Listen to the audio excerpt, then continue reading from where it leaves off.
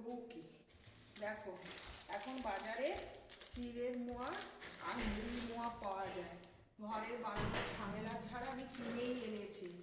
আর এখানে 5 রকমের মিষ্টি দিতে হয়, 5 রকমের মিষ্টি নিয়ে এসেছি।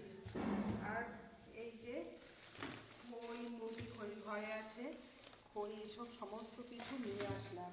তার সাথে ফুল তো লাগবেই, এই যে তিলের নাড়ু, নারকেলের নাড়ু আমার বাড়িতেই করে নিয়েছি, একটু বাজার করেছি, শুধু না করলে না হয়, মা ঘরে লক্ষ্মীকে একটু না দিলে না হয়, এই যতটুকু না করলে না হয় সেইভাবেই করে নিয়ে এসেছি।